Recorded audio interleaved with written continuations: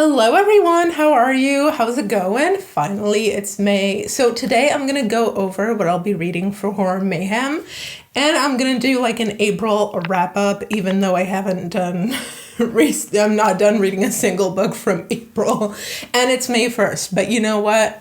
We're gonna do it anyway. So, first things first, Horror Mayhem. So Horror Mayhem is a reading event that was created by the Bookish Bryants by Becky and Scott.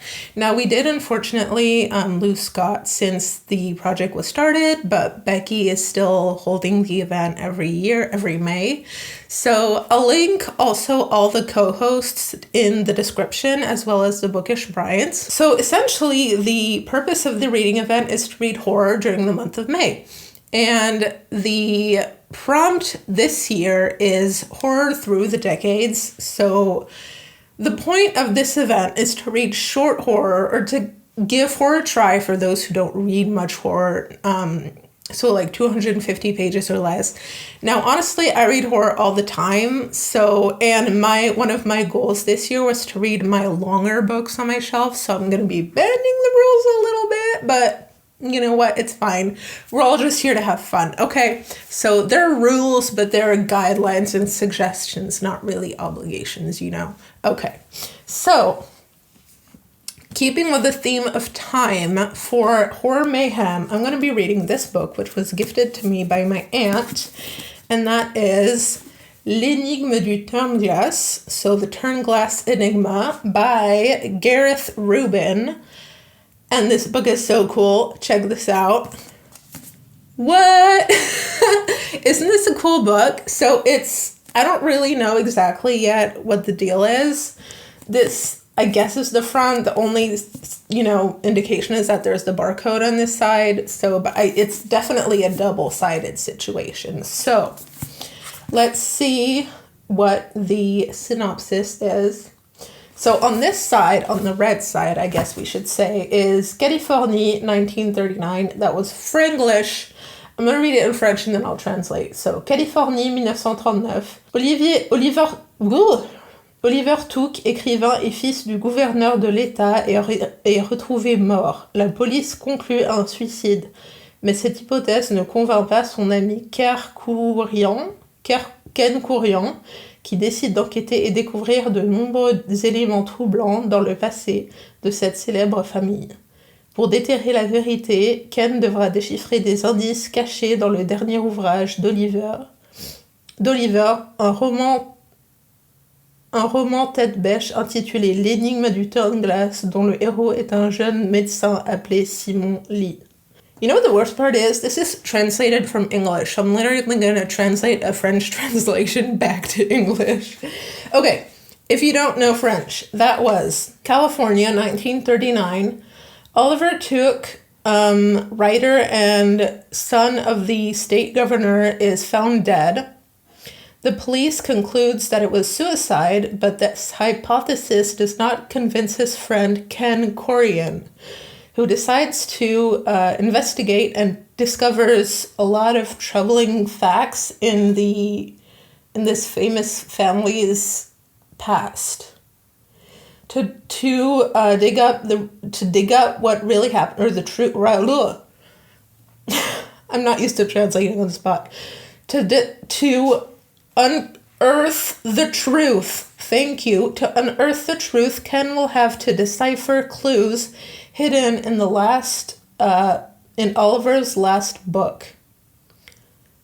A novel named L'énigme du Turn-Glace, so the Turn-Glace Enigma, whose hero is a young doctor named Simon Lee. Ooh, interesting. And so, from what I understand, the other side is a different synopsis. Okay, so I'm going to read it in French first again. So, Angleterre, 1881. Simon Lee, un jeune médecin, se rend sur l'île de Ré chez son oncle, Oliver Hawes.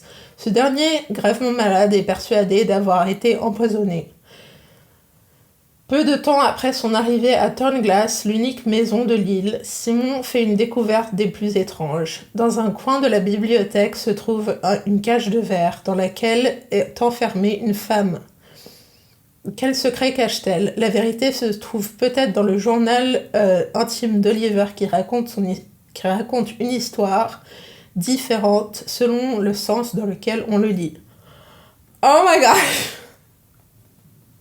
Okay, sorry. Let me translate first and then I'll react. Okay, so England, 1881. Simon Lee, a young doctor. So I don't know if it's Simon or Simeon, but whatever. Simon Lee, a young doctor, goes on Ray Island at his uncle's place, Oliver Hawes.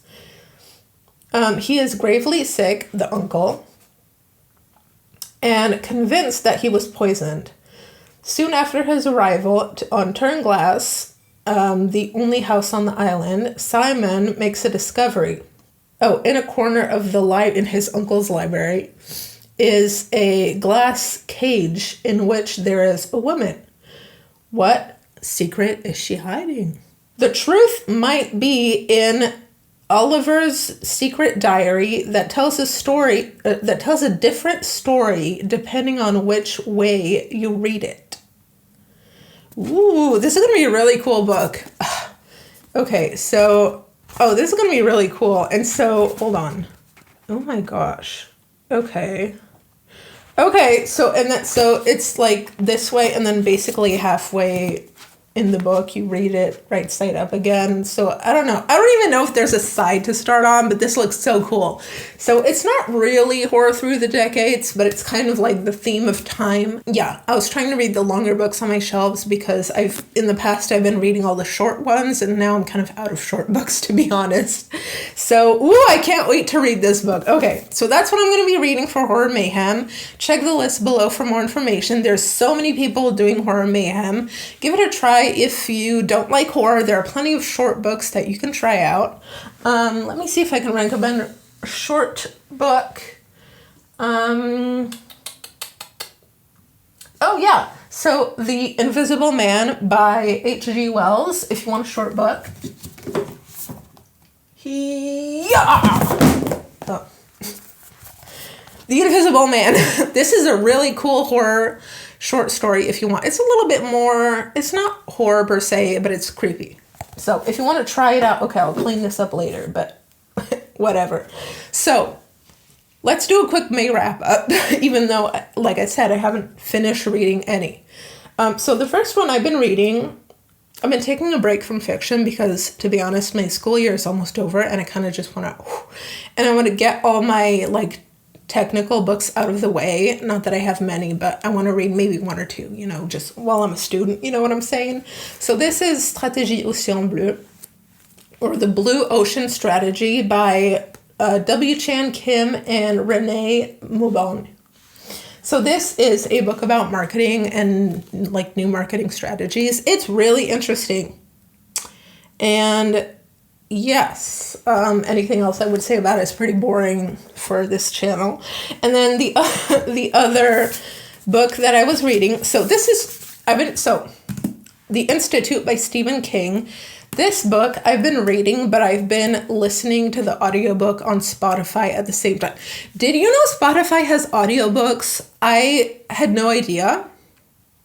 So I was actually reading it on my other app, BookBeat, but I had to cancel my subscription. So I do have a subscription on Spotify, so I don't know if it's available on the free accounts, but that is very cool. So this Institute book was kind of scary not scary, but I don't know. It was a bit intimidating to read 550 or so page book, especially because I read in the bus and the train, so it's kind of a big book to haul around, you know what I'm saying? So it's nice, so I'll just read and listen to it at home, so it's all good. Oh my gosh, okay, so I also listened to The Mist by Stephen King on audiobook. Short little thing, it's 2 hours maybe. I was so disappointed. I was really disappointed. Here's the thing. So I had seen the movie years ago and I loved it. The Mist is I get it. It's mixed reactions, but I loved it. I thought the ending, the plot twist was crazy and it just threw me off guard big time. And so I had seen the movie and I loved it.